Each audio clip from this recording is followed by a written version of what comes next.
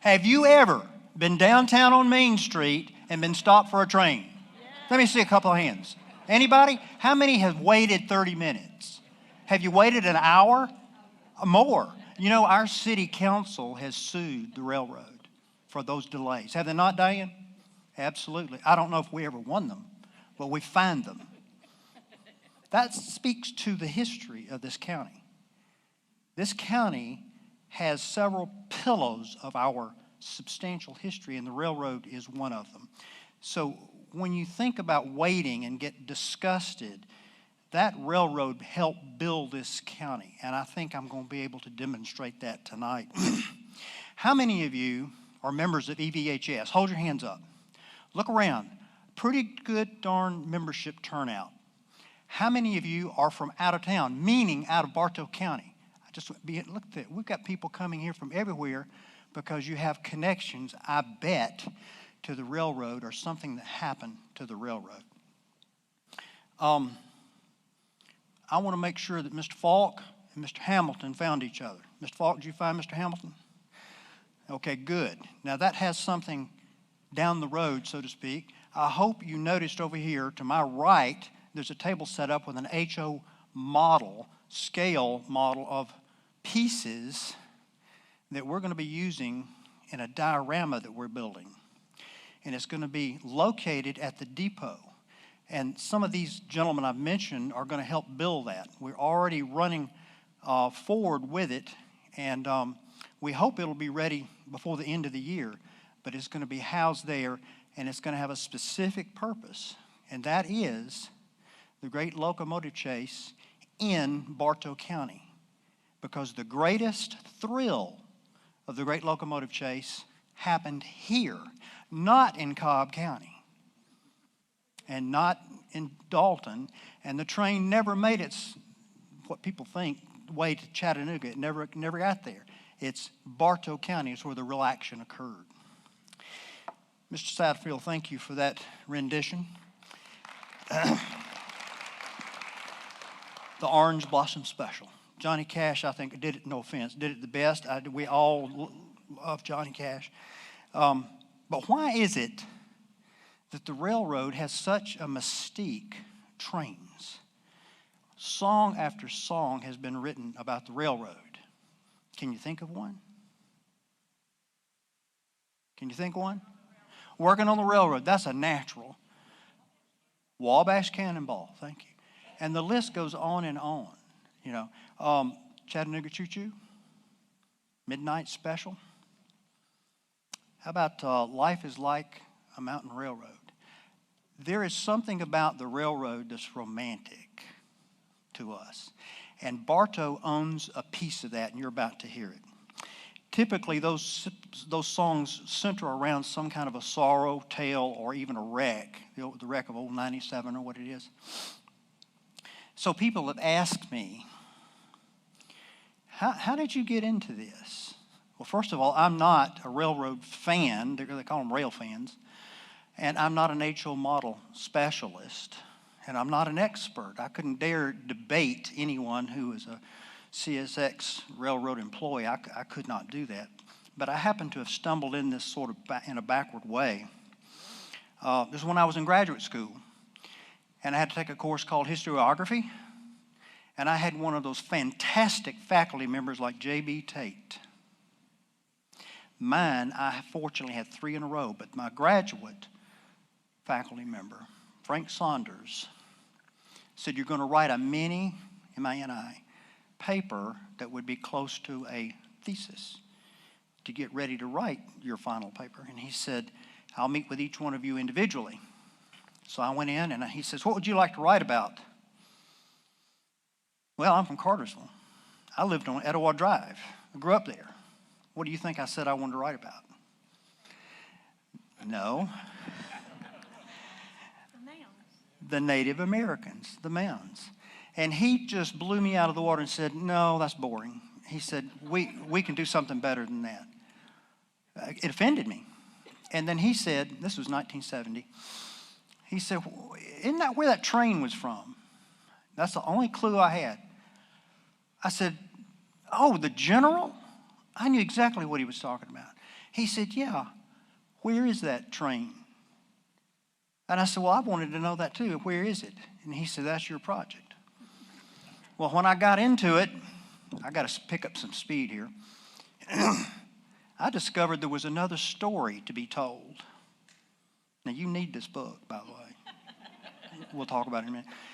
And so I said, I'll do that. I'll get in. And I discovered that there was a story within the story. And that is, you all know about the train was hijacked. However, it was hijacked a second time. And no one knew about that. So I wrote my paper, my mini thesis, on the Great Locomotive Dispute to return. So I got into this interest in the train thing backwards in sort of an awkward way.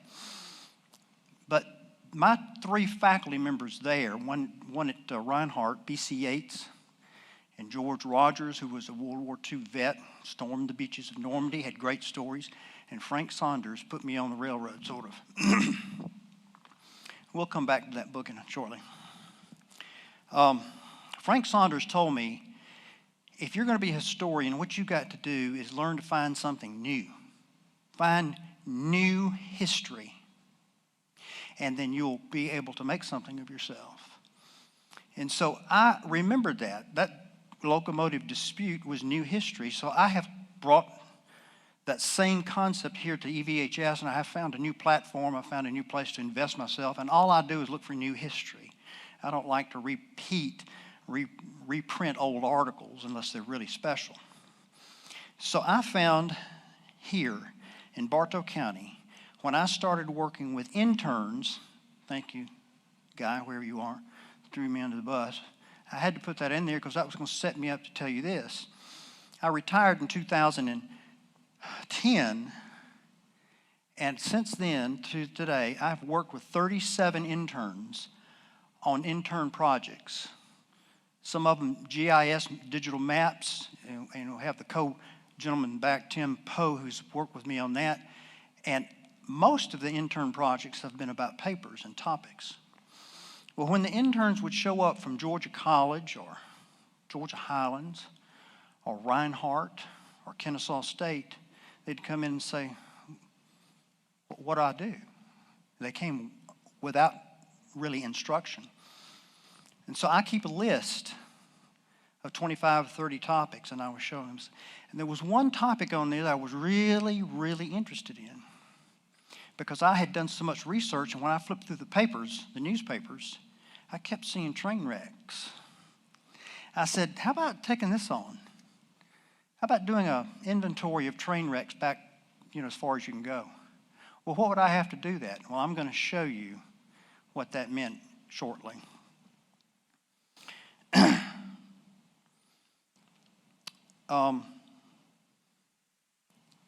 As we get ready to get into the actual slides, you're going to see a photo-rich, I promise you, presentation shortly. But I want to get you engaged. I think Guy or somebody said that. So I have something for you to help get us started. I've got a door prize here for you. You need one of these books. I mean, we don't have any other book in the offices about trains, but we got mine. So let's just see if anybody can help me with these door prize answers. If you think you know the answer, you raise your hand. Guy, where are you? Well, you're too far back. Joanne, stand up and you help me. You tell me who raises their hand first. It's a big room. Now let me get the entire question out. You're going to get a certified personal copy of my book, The Great Locomotive Dispute, and it is signed. Now let me tell you about that. When this book first came out, first edition,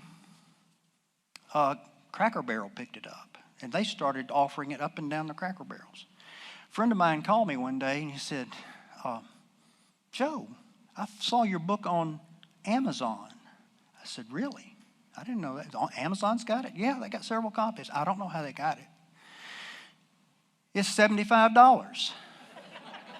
So I turned around and looked it up, and sure enough, it was there. The rest of them were $10, but that one was $75. And it said underneath, signed by the author. So my signature is worth something.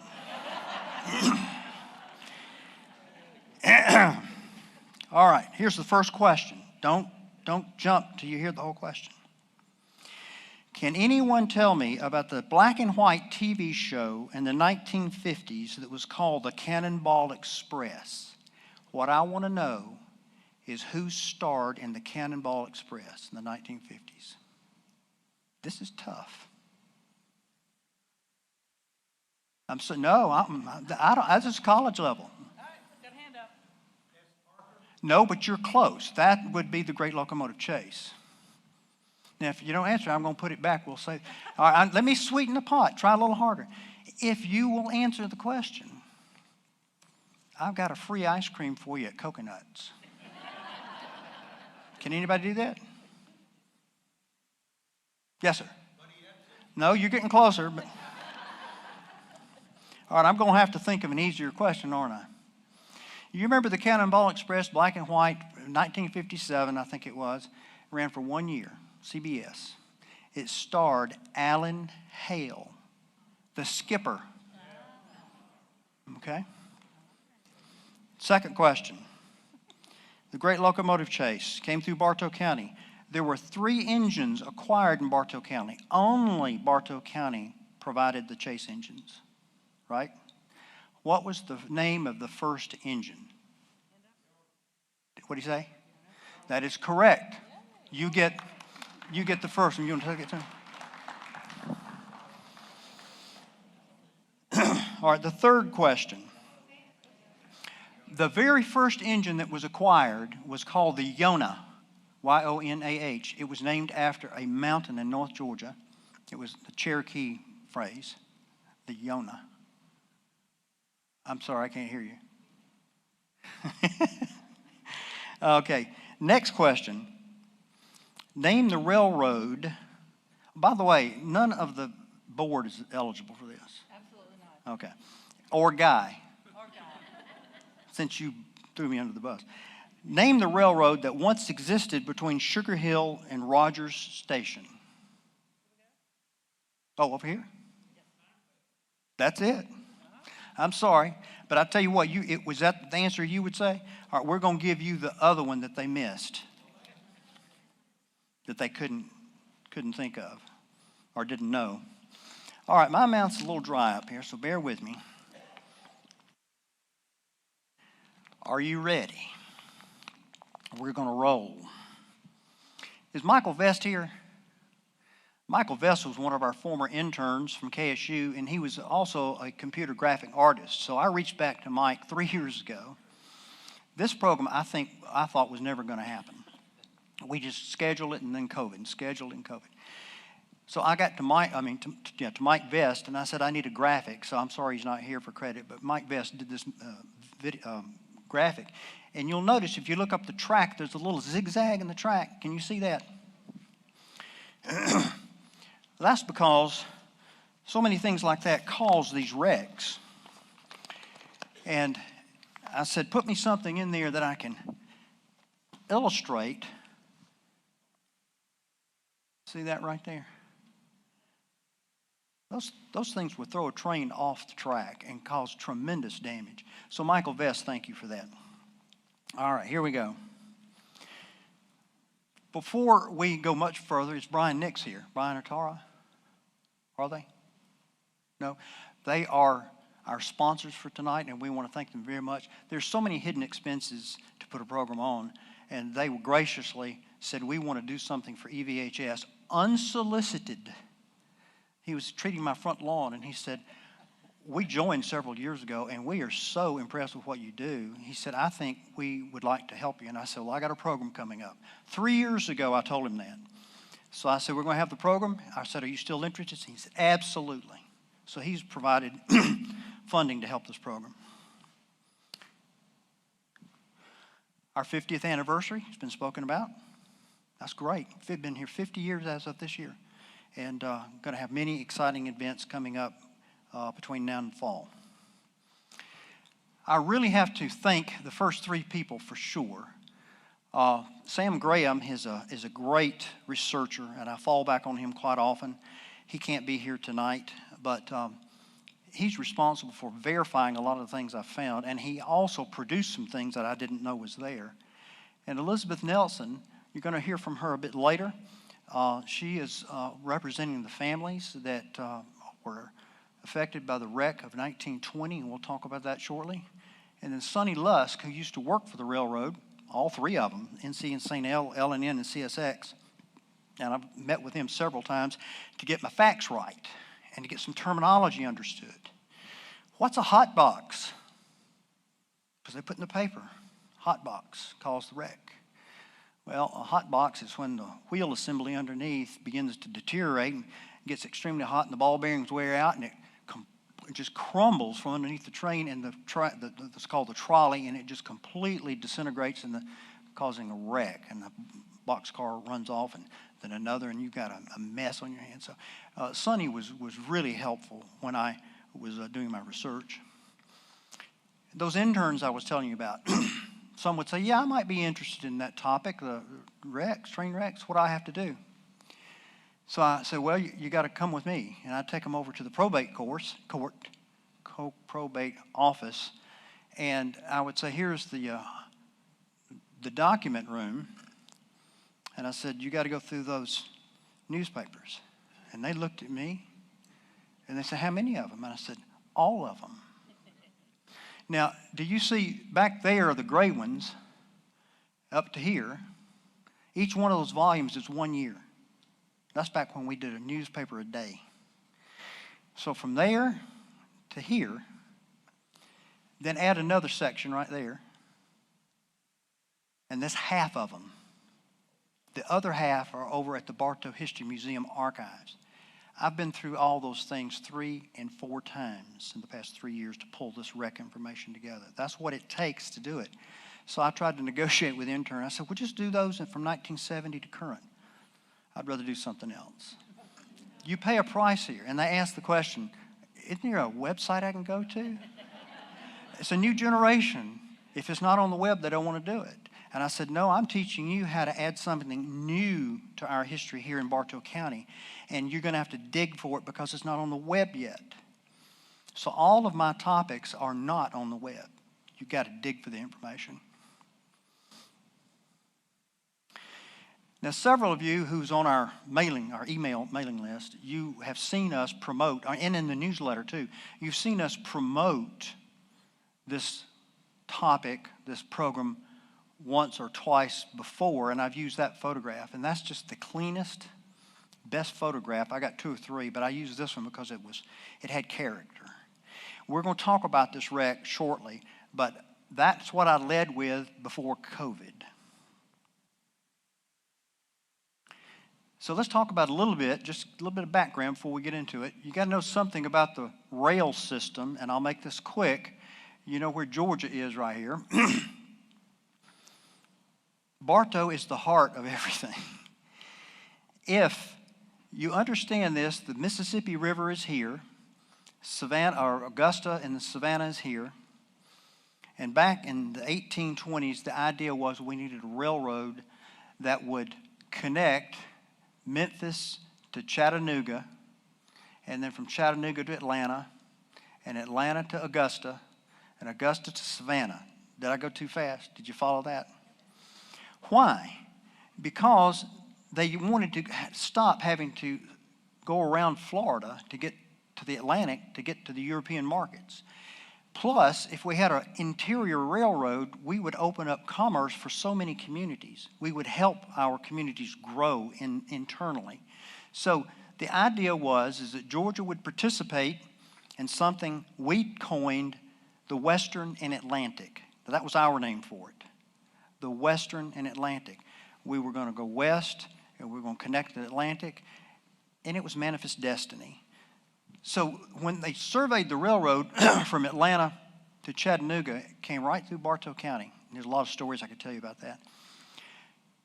Bartow is the center. It's the middle. It's halfway. technically it's Adairsville is where the halfway point is. So we have experienced a great deal of growth and benefited from industry because of the mining that was here. So railroads began to develop right here in Bartow County, which we'll talk about. Here is a county outline, and I'm sorry it's light, but the railroad that you're familiar with is the Western Atlantic. Runs right through town and right on up to Kingston and Adairsville, right there.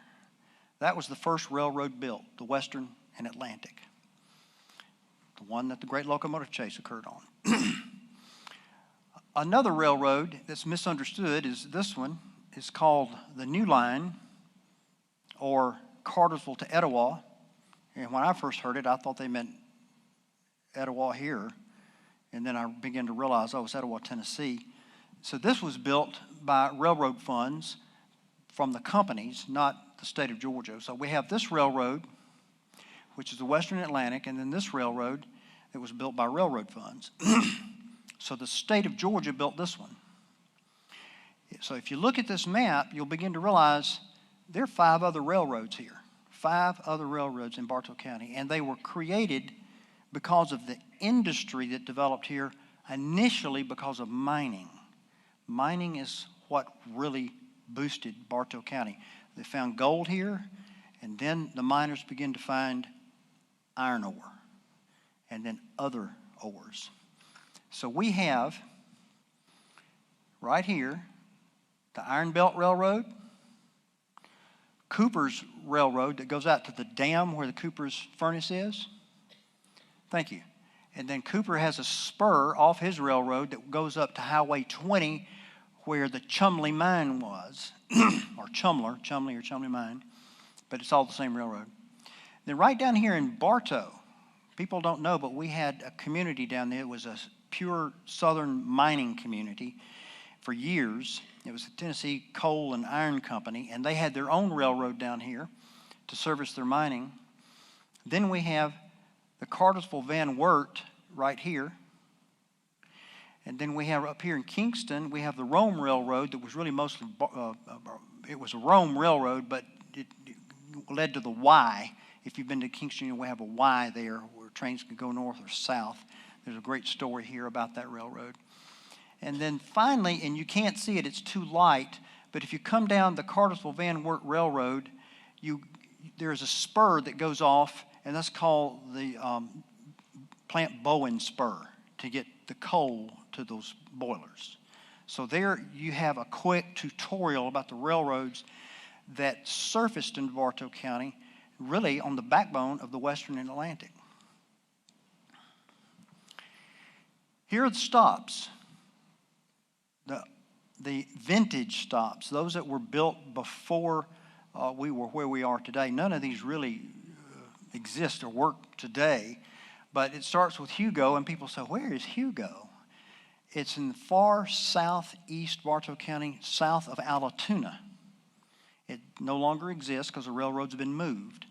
And then there's Altoona, where the Altoona battlefield was, and we have a resident of Altoona here. Where are you, Diane? Diane, she lives in that Civil War period home, and that railroad ran right in front of her where the pass is. Then we had Bartow, where I just showed you the mining community. And then milepost 43 is just obvious. There was a stop there at milepost 43. They didn't really name it other than 43. And then there's Etowah, where the stone furnace is. Actually, it's not there. It's on the Etowah River. And you can still see the bridge piers, and you'll see that in a moment. So it was called the Etowah Station. And then Cartersville downtown, the depot. And I have fun with this. Guy and I have a disagreement. How would you pronounce that? He got it right, Guy. What else did I hear? I heard junta and yunta. Now, the reality is it's what the locals call it, and the locals call it junta. But academically, it's yunta. It has an Italian connection. So we just got to go with what the locals call it. It's called junta. And that's right up there at Oak Hill Cemetery. That's where the rail yard is today. Then we had a stop at Atco, Rogers Station, Cass Station, Best's Cave.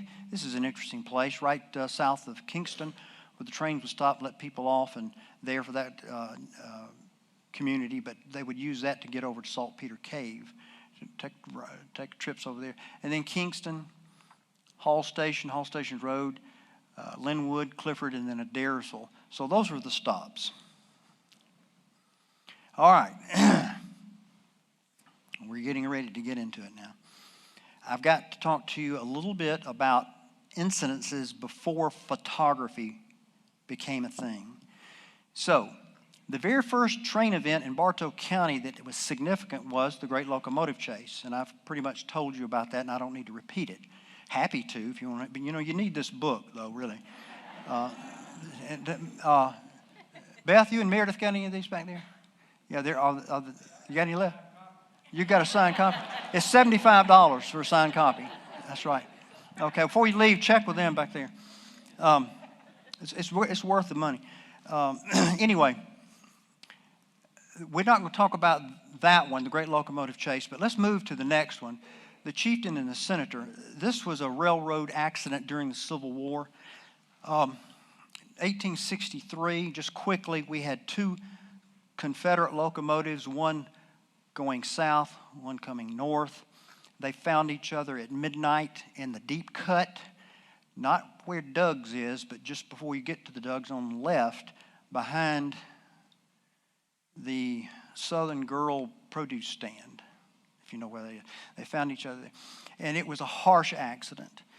The train running south had wounded on it from Chickamauga, and the train going north had reinforcements, and then they collided at night. They had no running lights on, and it was late, and the trains hit, and they fell opposite of each other. The locomotives did, and the locals heard it.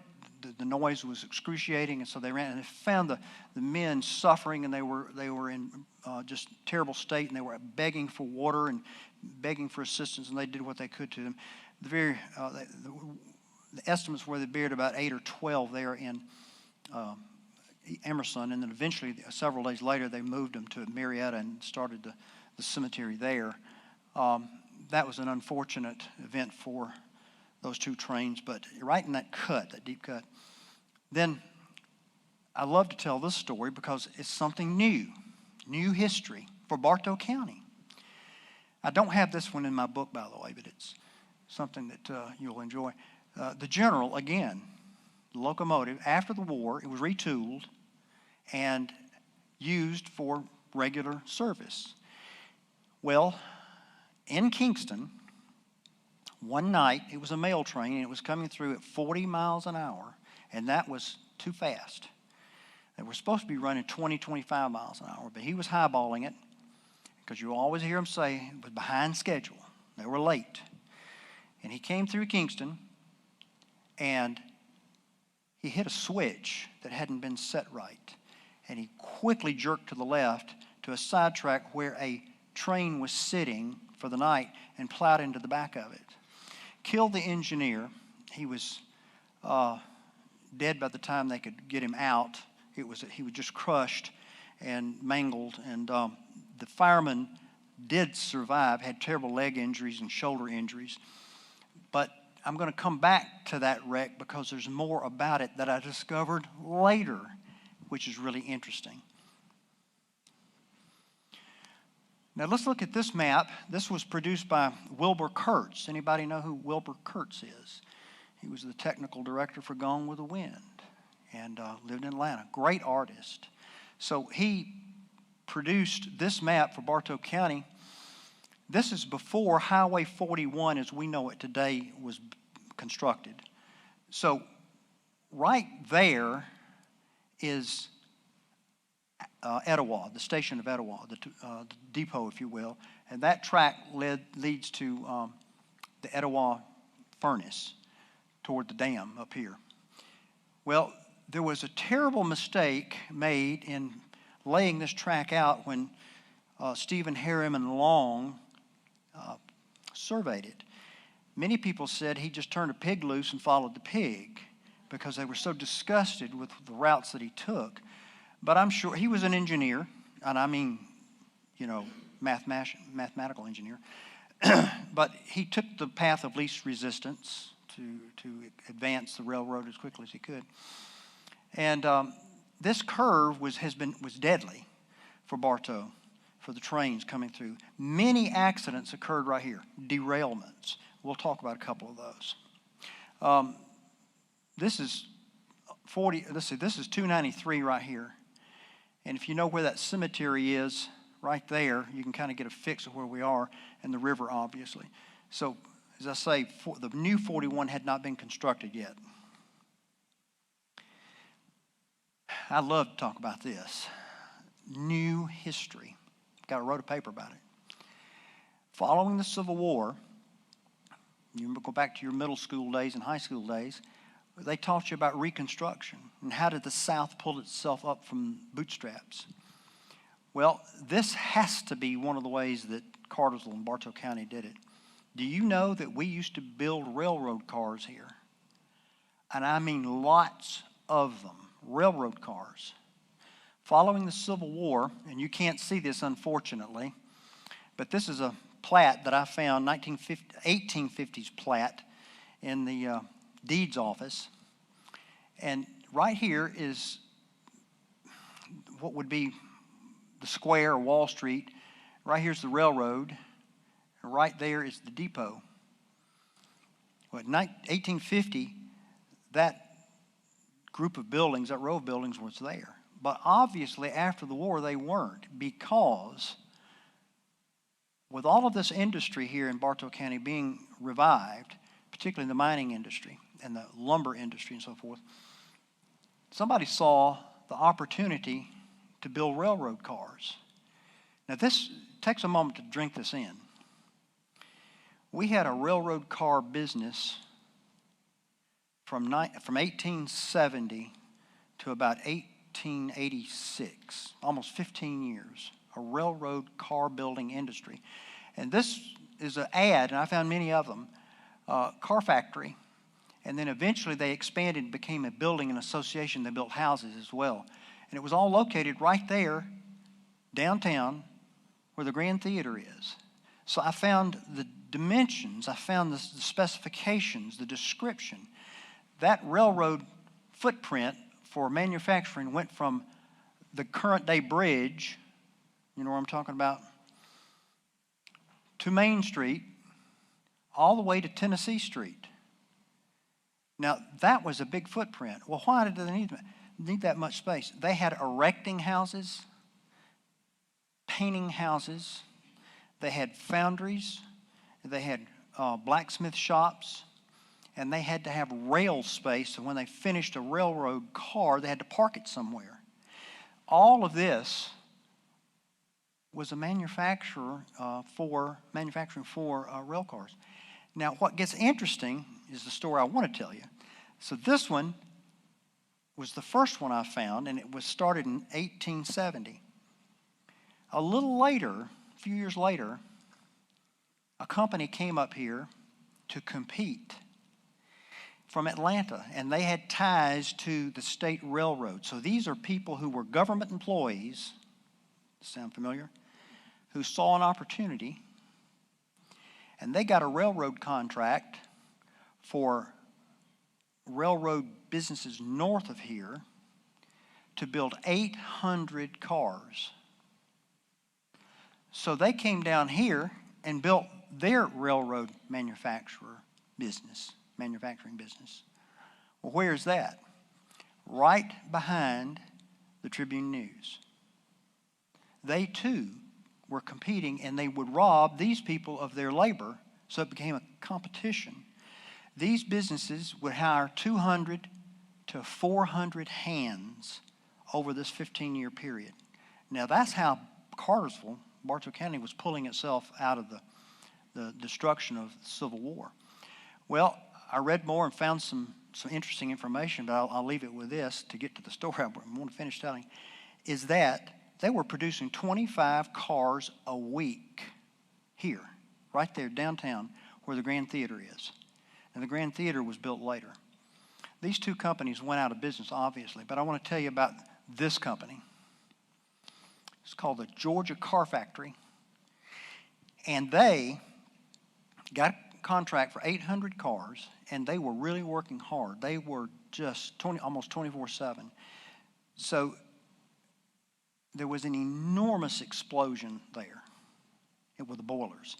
They had steam-driven planers to plane the wood, and the men would get up early in the morning. They'd stand by those in the cold mornings, and they'd stand by those boilers and get warm. Something happened to the biggest boiler they had, and it exploded, and it took 3 buildings down with it. Killed 6 men.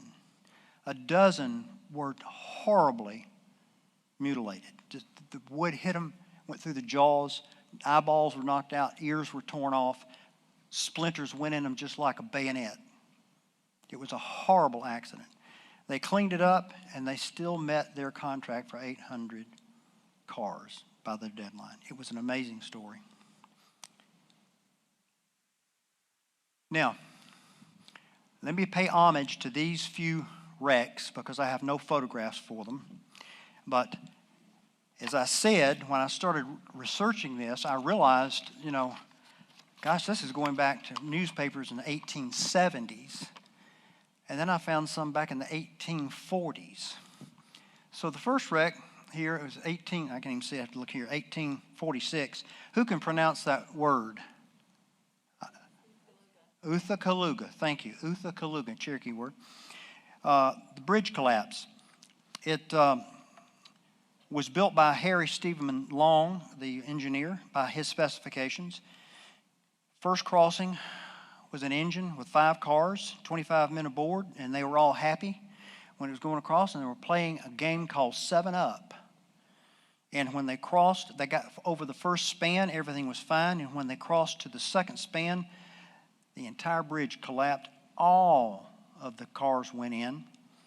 No one was hurt at all. And the funniest thing is, this engine was 4 months old, and guess what its name was? The Uthakaluga. You can't make this stuff up. And a man by the name of Mr. Monkey, they called him Mr. Monkey, wanted to continue to play 7-Up until people got there to help him. 1852, letter to the state. Now this tells you how harsh and ill-maintained things were. The Valley of the Shadow of Death. 2 or 3 letters I found were written criticizing the state of Georgia and the Western Atlantic because the Western Atlantic reported to the governor. This was a nighttime smash-up. That's what I learned about the phrases. This is called a smash-up. 2 trains. One was headed south out of Kingston behind schedule, and one headed north. And they got just about a mile or so south of Cass Station. And they fortunately saw each other and slowed down, and they made an agreement that the southbound would back up to Cass Station to a siding and let the northbound train pass. Unfortunately, Kingston let another train go on through that was behind schedule. And it was running high speed, highballing, and crashed into the backing train. And this was called a head-to-end crash, end-to-head or head-to-end crash. And this train that was backing up was a passenger train. And they got very specific in these letters to criticize the state of Georgia, that the floorboards just burst up toward the roof, splintered. People were impaled with the splinters of the floorboard. People were knocked through the windows. Legs were broken. People were just disfigured, maimed for life. And so several letters were posted in the paper and cards. They used to do something called a card in the letter. And they brought pressure against the state of Georgia. It didn't do a lot, but they really did criticize the state of Georgia. Massive damage.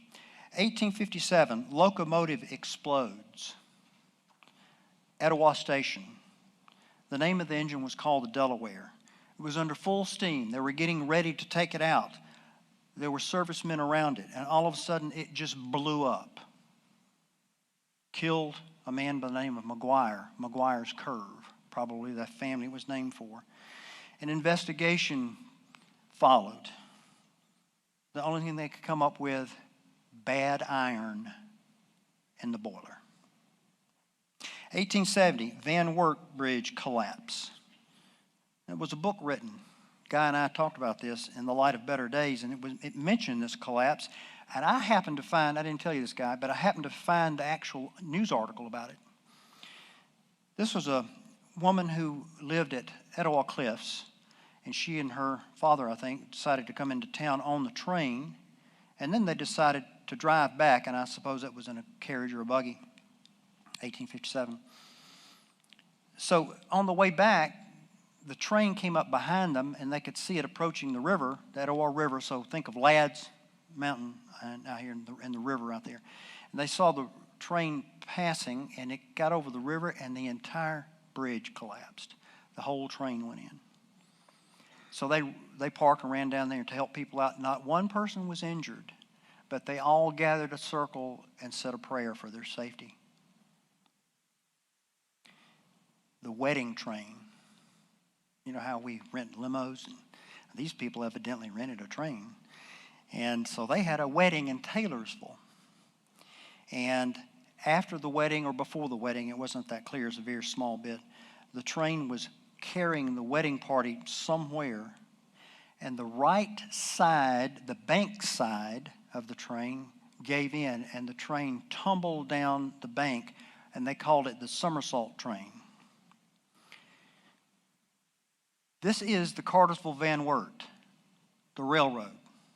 We'll talk about, it had several names eventually because of poor management and crime, corruption. So this is the Cartersville-Van Wert. I don't know if it's headed east or west, but do you think maybe the right side of the train could fall in? If you look at that.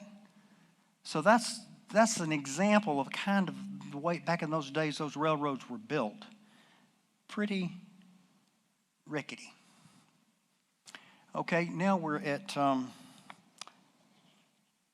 Trestle Falls Inn. This was up at Sugar Hill. A big load of ore was crossing over a trestle, and the entire trestle collapsed. And there were 4 or 5 people on top of the ore in the trains, the cars, and they fell, obviously, and fortunately the cars didn't roll over them, but they were pelted to death, but they survived. And then the Iron Belt wreck, where 4 die, 1900. The Iron Belt, again, up at Sugar Hill. This is what was called a reverse collision by the engine. The engine, it was the end of the day, and they were bringing workmen back, and they were loaded on flatbed cars, and as they pushed the flatbed cars back, they got away from them, and they kind of went downhill. So the engine picks up speed to go try to catch them, and the cars kind of went back uphill, and then they started rolling back, and they collided, and it killed 4 of the men that were on the flatbed cars. Caboose crush, 1907. This is right up here at Junta. A man was sleeping after an all-nighter in a caboose, and Junta was also our rail yard, and a train came in a little too fast, and he couldn't stop and collided with the caboose. And this is in the day when they would have wood stoves, and he was in there being warmed by a wood stove, and they crushed that caboose, and it crushed the man, and they couldn't get him out, and he burned to death beyond recognition before they could get him out. 9 men killed, 15 injured, 1912. This is down around Emerson. Emerson and Hugo was a site of, and Altoona, oh my goodness, the number of wrecks I found. There's no way I could account for them all. I just had to start deciding which ones I was going to keep. 9 men killed, 15 injured, 6 missing. The carnage was horrible. Hugo and Emerson. Collision between returning flatbed cars, again pushed by a train. A curve. Here comes the train, the engine pushing these flatbed cars with a full work crew on them. And here comes a train late, behind schedule, and they couldn't see them, and they collided, killed 9 men, injured 15.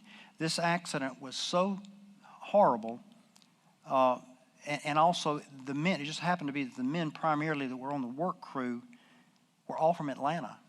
And the word was sent to Atlanta, and a new engine and cars were sent to put all the injured on, and they took them back to Atlanta. There were 3,000 people that greeted that train when they came in. 1914, 2 men killed, 50 injured. This was horrible. Emerson, late engine, Memphis Special, jumped the track, rolled down the bank 75 feet. And if it wasn't for a pine tree to stop the connected cars that were rolling simultaneously, more would have been killed. A sleeper car was brought in from Cartersville, and they packed everybody up on the sleeper cars and took them out. Investigation, very unsatisfactory. It was a mess in the courts and the investigation. 1924, 3 killed, 21 hurt between Kingston and Adairsville, head-on smash-up. This was interesting. A piece was posted about this on Bartow Ancestry, and I found it and included it in my article, which is, by the way, on our website. There's way more on the website than I'm talking about here tonight. And then finally, to conclude with these, there was one other accident I'm paying homage to, if you will, is the wreck of 1981 right here on at Leak Street around Taylor's Farm Supply. There was an acid spill leak that was devastating to the area, and it was because of a sharp eye from a fellow by the name of Jerry Milam, who caught the fact that one of those tanker cars was leaking, and it was sulfuric acid, and they realized it was running toward chemical products into the river, and if it had got that far, it would have been just disastrous for the community. So they built a dam all night and stopped it, and they got all the lime they could find from New Riverside Ochre and from Taylor's Farm Supply to neutralize it. It took them 3 days to clean that up. But that's barely mentioned in the newspaper. It's just, I thought it was terrible. They did that little service to it. So, you saw that one. Now we're at the point of, if you will, we want to pay tribute to the wreck of 1920. And we have families here who lost relatives and loved ones on that wreck. This is the only photo that exists of it. And I want you to understand the circumstances, and I'm going to ask them to come up and say a few words. But there are 2 trains here, one right here and one here. So let's get oriented. It took me a while to figure this out. But this is 293 going under the underpass if you're going south of Cartersville. Everybody with me? Going toward the river. So if you're going south here, you will see the back end or the tender portion of the train that was hit, and then the engine. So this was a work engine and a switch engine. And they collided actually back up here. And this train was going so fast, it pushed it to this point before it all stopped. And there were 3 men that were killed here. And I think a point that's kind of fun to notice is if you'll look right here, I had to enlarge that on my computer screen, and I had to get a magnifying glass, and then I had to put my glasses on. There are 3 signs right there. Drink Coca-Cola. Drink Coca-Cola. Use stand-back powders. Does that remind you of a day gone by? I'd like to ask Elizabeth and her family if you'd come up and speak to the wreck of 1920, and others. I know we have others here that have relatives that were lost in that wreck. So I believe this is Tim. Okay. They're being shy. So this all started about 6 or 7 years ago. The Rhodes family decided that they wanted to do something to honor their grandfather and great-grandfather that they had never known but was killed in this train wreck. So we decided that on the 100th anniversary of the wreck, which was June the 18th, 2020, which was when we originally were going to have this program, that we would have this program and our family would gather together and do something special for our loved ones. Well, a few years prior to that, I ran into Joe somewhere, and I said, Joe, I just got to pick your brain. I said, my family wants to do something about this railroad wreck that our family was involved in. Well, his eyes lit up, and they got big. And he said, you won't believe this, but I've been researching and doing some writing about train wrecks in Bartow County. So I said, okay, let's get together and see what we're going to do. Well, we got together. He decided that I needed to put an ad in the local newspaper advertising for any family members who were descendants of this train wreck, and listed the 3 family members if they would call my number. I didn't give my name. Well, the first one I got was from somebody that Davis and I have known for about 45 years. Had no idea that he was connected to one of the families. Then I got another call from somebody that was connected to that same family, and they had never met before. So they were cousins, distant cousins. So they got to talk, and tonight's the first night that they have met as a family, and it's the Teagues that we're talking about in the train wreck. And my family was the Rhodes family. And then I got a third call, and this was from somebody, and this was for real. They said that they were kin to the Teagues, and they were born in the same hospital that Trump was, on the same day in the same year. And that they had been a Rockette, that they were close friends with some other people, but that their best friend was Cher. And the story went downhill from there. This person claimed to be in Atlanta. I don't know where they got my phone number. I asked the Teagues if they knew anybody that might be off a little bit. They did not own up to it. I had never, ever blocked a number before in my life, but that day I did. And I've not heard back from that person. So she's not here tonight.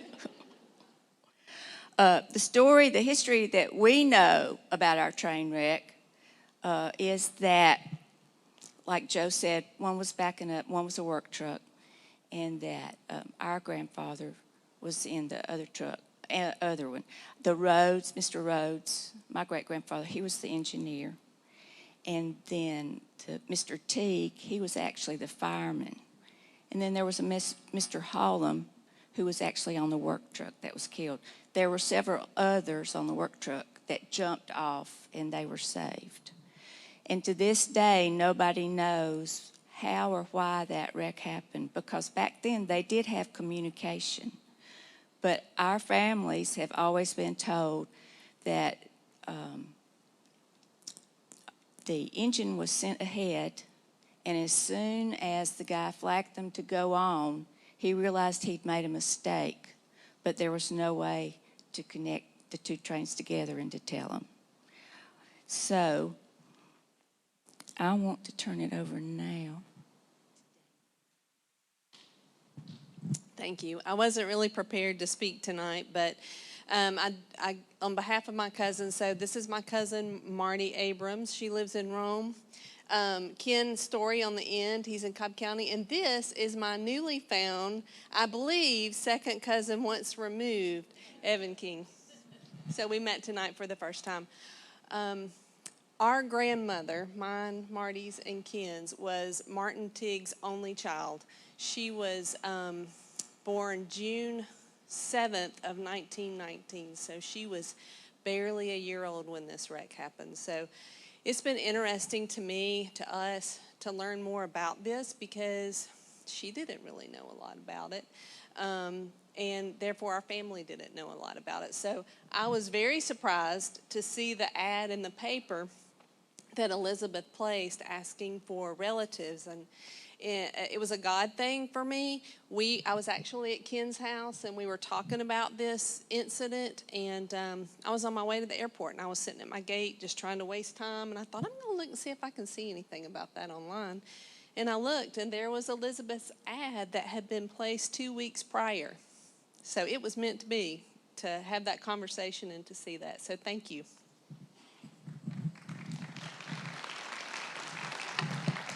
And I have with me a granddaughter of Mr. Rhodes, Diane Duke, and her daughter, Kathy Ward.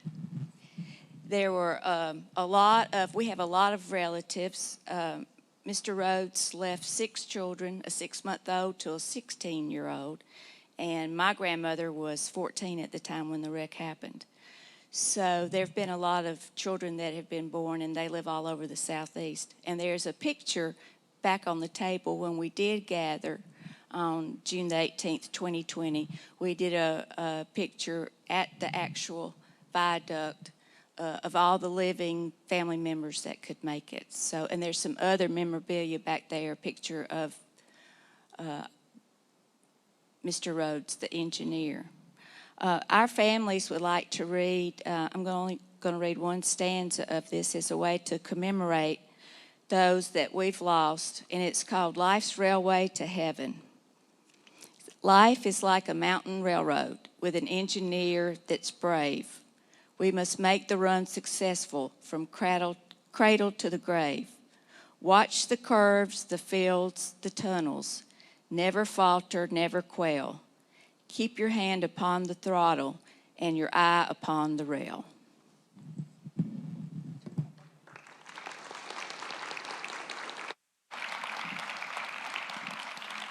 Thank you, Elizabeth and family. Did Jeff Rhodes ever show up? You have anything else you want to add? Hi, my name is Jeff Rhodes. I am the great-grandson of William B. Hollums, who was the conductor on the work train in the 1920 train accident in Cartersville. One of 3 train crew members that were killed in the accident. I'm here tonight with my mother, Karen Rhodes, and my uncle, Bob Bentley, both long-time Bartow County residents. Mr. Hollums was a resident of Kirkwood near Atlanta at the time of the accident, and my great-grandmother, his wife, was the mother. They had 5 children at the time, and obviously my grandmother was about a 4-year-old girl when her father was killed in this accident. So obviously it made a big difference in their lives and changed the course of their lives as they went forward into the 20s and the 1930s as the children grew up. My mother and my uncle and my grandmother talked fondly of their mother and the woman that she became following this accident, following the loss of her husband. And it really made a difference. It's interesting to see how history, although not a big event on the world stage, does significantly change people's lives, and it's how it can make a difference even generations down the road and influence how people live going forward. Each one of these accidents that we talk about here in this presentation has that effect on families that were involved in those accidents. So it's an interesting perspective on history, and I appreciate the Society and Joe for bringing these to our attention. This is an outstanding wreck. Unfortunately, there were some deaths, and just as they suffered with family, this entire story is filled with unfortunate tragedy for family members. But this is called the Altoona Mountain wreck, or the Serpentine wreck, or the Flamingo wreck. And there's meaning in all 3 of those. So this is the engine turned on its side, and you'll begin to see right there a car behind it going up and then one going this way. So you'll remember in the beginning I showed you the very clear photo, it was just a classic one, of the cars that were all in a serpentine configuration. So here it is again, right here. This was a wreck that happened somewhere beyond Altoona Pass, I think, in the Altoona Mountains, or on one side of it, the other. And it has a story as well, but they'll tell you 3 killed or 2 killed. What they don't tell you is the number of hobos that were killed. Hobos had no meaning, no purpose. Some would say 1 hobo, 2 hobos, but they wouldn't really identify them. So hobos were kind of a nuisance and worthless, and it was unfortunate for that. But this wreck is important or significant because who remembers Aunt Pitty Pat? All you ladies should. You want to tell me who Aunt Pitty Pat is? Denise?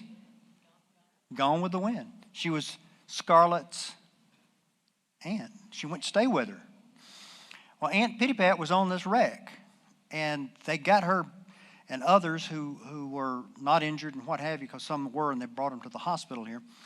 But they put them back on a train that they sent there to pick up those that could travel, and took them on into Atlanta. And she got there in time for her event that night, and the mayor greeted her and said, "I've heard about your unfortunate wreck," and so forth. So Aunt Pitty Pat meets Mayor Hartsfield there, and they talk about the wreck.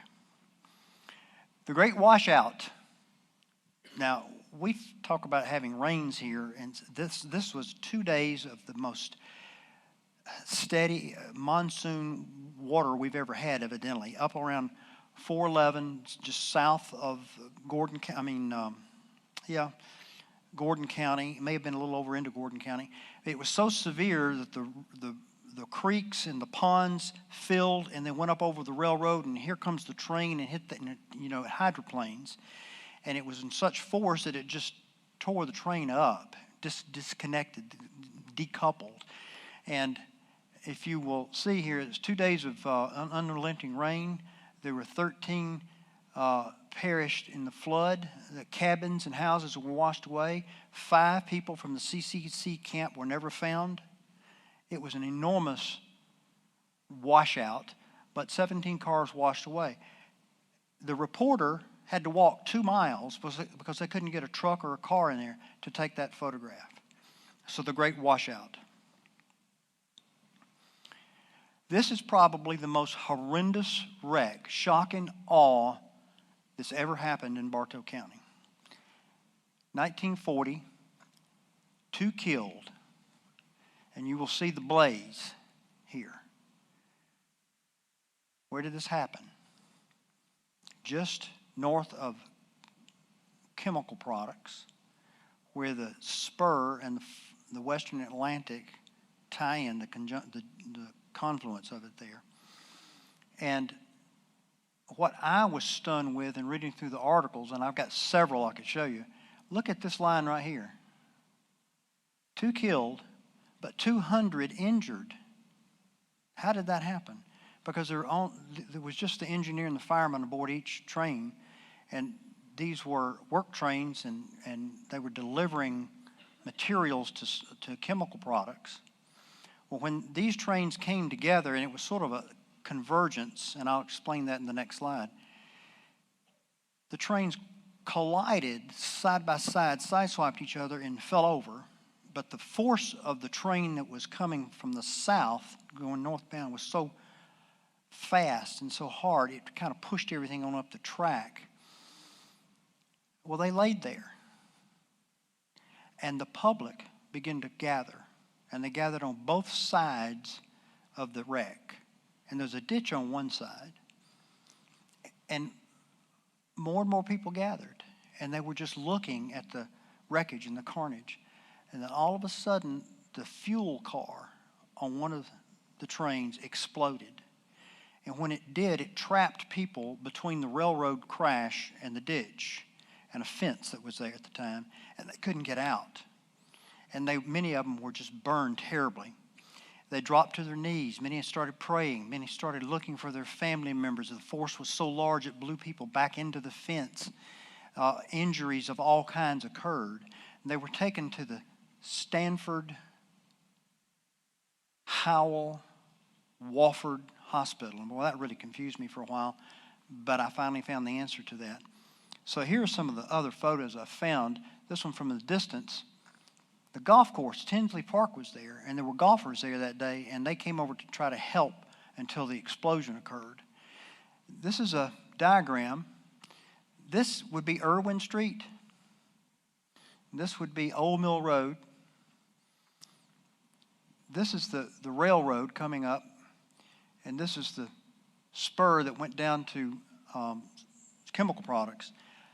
It's my opinion that this train that was delivering a load backed into Chemical Products to leave its load. And the train coming north right here was highballing too fast. And the reason given is that a switchman misunderstood his orders. A lot of that went on. And the two collided and fell over, and then the force of the trains pushed them a little further north. And then there was this dead period of nothing happened, and people gather, and then that explosion. So here it is the next day. That'd be 293. You can see people standing here looking. Look at those power lines up there.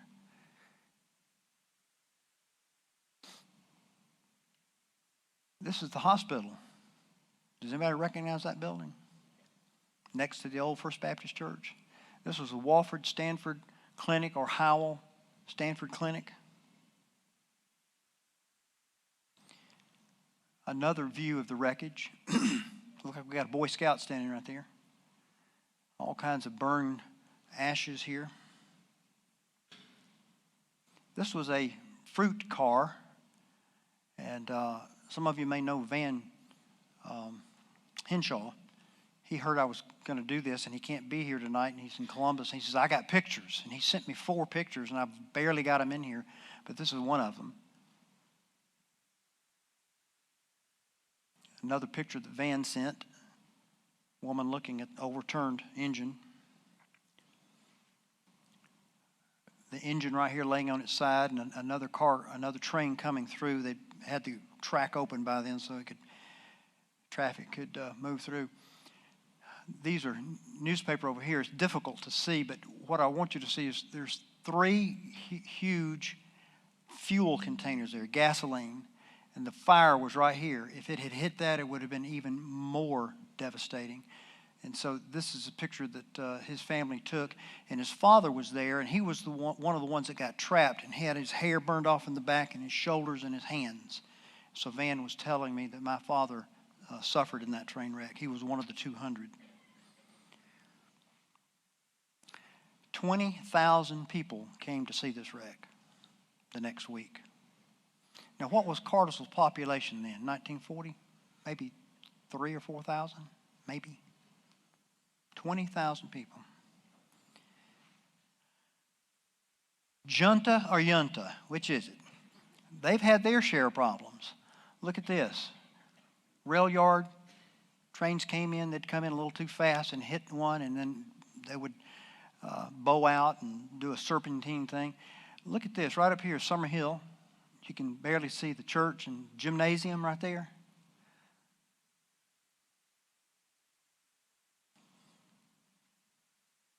See, I want to go back one. And then right here, you see, that was Easy Knitting Mill back in the day. Easy Knitting Mill. Oops.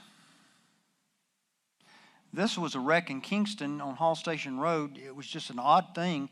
2 trains were going to pass. One was a passenger train, and one was a freight train carrying probably Caterpillar equipment.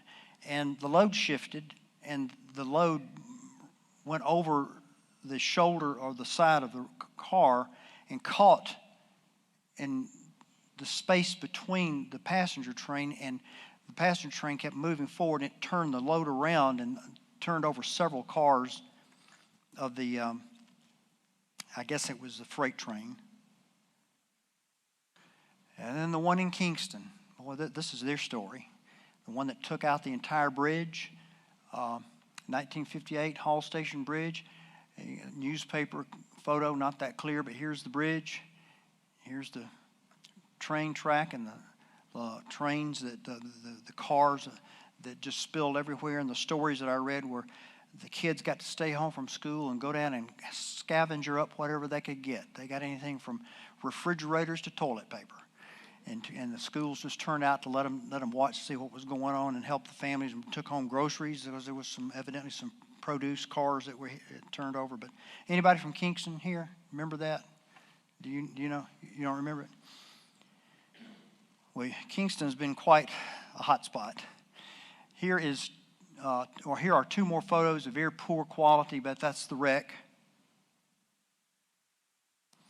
Here's the bridge collapsed right here, and another photo of that wreck as well. Oops.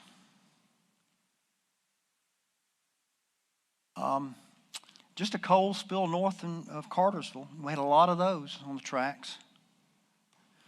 And then this one was right downtown Leak Street again, where Taylor's Farm Supply is. Took about 2 days to clean this up because the cars derailed and took down the power lines. And the power lines were so tangled up, they had to call in specialized electricians to untangle it before they'd let the cars be set up right and pull them out. So downtown, you see the cars all along the side here, and those buildings still stand there today, but right about where Taylor Farm Supply is. And this is a sad one. I've got black and white and color of this, and this is where we changed to color after this photo. This was a wreck that happened in Kingston, and it too was on the track right in front of the bridge that was taken out by the previous wreck. So Mr. Dawson, who I got in touch with, says, I got pictures of this, and his were the better ones. But you'll see what a wreck this is right here. 1964, near Hall Station Bridge. It didn't take the bridge down. But right there's the bridge. But what was said about this wreck is that the second day they were cleaning it up, one of the cars was carrying corn. And as they were scooping up the corn, they found a little boy in the corn. He had suffocated. He got in the corn playing and went down and couldn't get out. So they found a casualty in the corn. Now, have you worried about those houses down in Emerson? Do you know what I'm talking about? You go down 293 and on the left, and for that matter, even other locations, but particularly in Emerson, I go down through there and I've often said, a train's going to hit those houses one of these days. Well, it happened in 1974. And this was the Kincannon house in Emerson. And we have the people here tonight that were in the house when it hit it. Would you please come up here real quickly? The Kincannons, where are you? Right over here. I think we have 2 people that were there and they had to be carried to the hospital. Would you give us about a 1-minute caption of what happened? Introduce yourself, please. Well, I'm Melinda, and this is my brother Kevin. And we were the 9 and 3-year-old that were asleep in the home that you see in the picture there. And for me, as a child, I knew something terrible had happened, but basically I just knew that I would be moving and going to a new school. Now, for our mother, who had just actually lost our father the year prior to that, I'm sure it was pretty traumatic. She was the one that had to pick up the pieces and rebuild our lives, but we survived, and here we are talking to you almost 50 years later. So. And one other memory related to that is when our father was alive, me and my mother slept in one room, and my father and sister slept in the room that the train went through. So if he would have been alive, they would have both been dead. So sad, but at least still have my sister with me as well. Now, both of you went to the hospital that night. What were your injuries, just quickly? Nothing major. I mean, we had scrapes and bumps and bruises of that nature. The one thing I remember about Kevin, and like I say, he was 3 years old at the time, he had it almost was like a cartoon. It was a goose bump that stuck out about this far on his forehead. And my main memory of it was being cleaned off. I had blood, which was, I think, my mother's blood. They were trying to find injuries on me, and I can remember them cleaning me off, cleaning the dirt and the mud and everything off. But no other injuries other than that. And we still talk about it to this day at family gatherings. And this is Gareth. He's Kevin's son. So the new generations up and coming, they learn about the train wreck that we were in many years ago. Well, I'm going to try to help you understand this. This is the roof line right here, and then the top, the ridge. So it came in the north side of the house? Sorry. South side? Okay, we got Mr. Popham in the back that knows. It was traveling north, so it hit the south side of the house. Okay, right there. So the Kincannon family has a real testimony. Thank you so much. Appreciate you being here.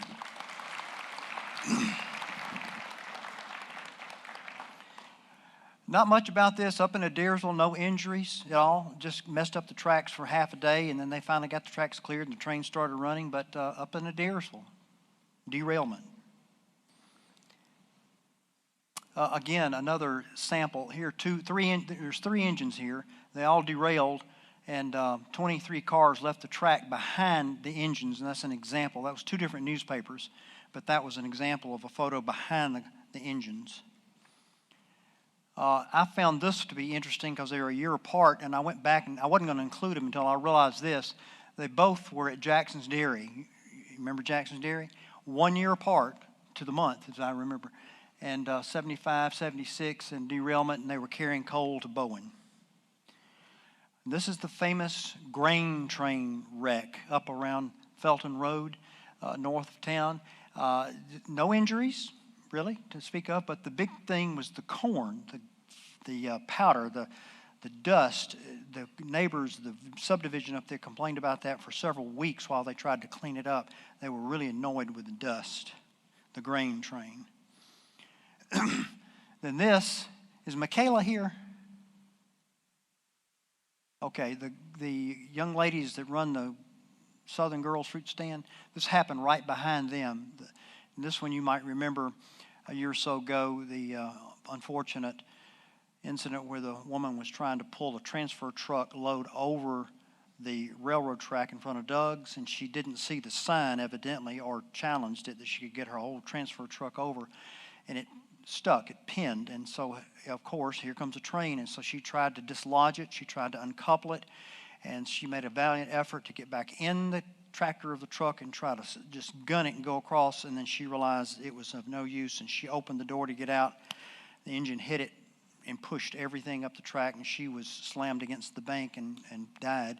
It went on up past the Southern Girls Fruit Stand, and I took these photos, got there, but they wouldn't let me get down into the tracks to take a better picture. And then the last big wreck we've had, Kingston again, or up at Hall Station Road. This is a drone photo. Here's Hall Station Road, and I'm assuming this is Kingston back here, if I'm oriented correctly, and then Adairsville would be up here. So here's the wreck from a drone photo. But really, here's the wreck. They were carrying automobiles, among other things. So they were having to stack them over to the side to clean it up. And I understand, is our commissioner here tonight? I understood he was coming. He actually went up there and viewed it and took some photos, and I think I got a couple of his photos here. So this was the wreck up on Hall Station Road, and that's an example. They were just trying to, it took a week or so to clean that mess up. Tore up the roads pretty badly up there. And this is when they got the road open here, but the debris was left on both sides until they could get it hauled out. We are now beginning to close. I'm almost at the end of the presentation, but I'm making a token comment here. The number of accidents that I found, I realized I couldn't include them all in this paper that I wrote. The paper's 40 pages long. So I began to realize for this presentation, I can only do some select ones. But here's the things that I found. This wreck was down in Emerson, and right close to the landfill, the dump.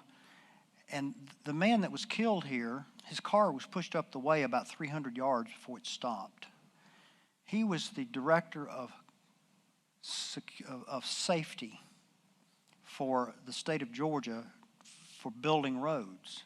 So the director of safety was killed and as he tried to cross over the track. He didn't make it, and the engine got him and pushed his car up the road for 300 yards. Another one, this was a prize fighter that used to live in Emerson. He and two others were caught on a train there close to the dump again, and they perished, all three of them in the car here at Emerson. So I'm going to kind of ease into the last juicy part. You can't get through this without finding out that there was sinister action here in Bartow County with the railroad. So here are some of the things that I found. The investigation of 1883 uncovers deadly revenge. Do you remember I talked to you about the general, and it was sidetracked and it was involved in that wreck? Well, that was one that really got the ire up, and they really conducted a private investigation. And they began to find a trail that led to a man that had sued the railroad because he had lost his hand, probably in one of those coupling accidents. And he lost the suit So he worked for the railroad and kept his switch keys. And this was one of 4 instances where he derailed trains when they came through. So they found him, tried him, found him guilty. And so the general was wrecked by this individual. Second one, I found this really interesting. Notice it's a torpedo. In the day, they would have, for whatever reason, that they had a disagreement with the railroad, they used something about the size of Prince Albert snuff can or tobacco can, a packet full of gunpowder and caps. You know what I mean by a pistol cap? And they would wire it around the rail, and then they'd put dynamite on each side of it. So a train would come through and roll over the Prince Albert can, and the caps would go off and the dynamite would go off. And they'd blow the train off the track, the engine at least. And some of them were pretty powerful, and the engines went off to the right or left. Either way, it depends on which rail they put them on. So there was a real interesting story about torpedoed train. Then an attempted train wreck in the curve. They would put cross ties across the rails in the curve right before dusk. And so here comes the train, the locomotive, at night with these poor these kerosene lanterns. And by the time they were on it, they couldn't stop and then hit the cross ties, and they would derail. So there were several of those that I found. But this one was interesting. Diane, you still with me? Down at Altoona, huge investigation about this. An enormous ox was dead on the tracks in the pass. And the train came through late at night, and it hit the ox and derailed the train. It just did terrible damage, killed the engineer. They did a big investigation, couldn't quite identify who owned the ox, but the big argument was, what would an ox be doing in the pass and die on the tracks? So they never could figure out who had the disagreement with the railroad, but that's what this person did. And the cross-tie derailment up at Cement. You know where Cement is? Again, Hall Station Road. Charles Wallace, the Reverend Wallace up there, Springbank in the school, he had the furnaces up there that made the lime that made cement. He had a disagreement with the railroad for quite a number of years. And so they started having cross ties appear there, and the train would hit it. You know, go figure. And then, let's see, did I get the last one? And then the gold robbery. The Serpentine wreck, Aunt Pitty Pat's train. Then a second story appeared a week or so after that news of that wreck. Turns out there was gold aboard the train, and many eyewitnesses saw 4 men trying to open the express baggage door to get into the gold, but evidently they were scared away and never were successful. So there's a strong theory that train was sabotaged. And then finally, odds and ends, a leap of life. The bridge over the Etowah River where the piers stand today. Story of the man, it's in newsprint. He was walking across the bridge, and he was a little more than halfway, and here comes a train. And the train couldn't stop. And he was trying to outrun it. And you're jumping on those cross ties, and he saw that he couldn't make it, so he skinnied down between them.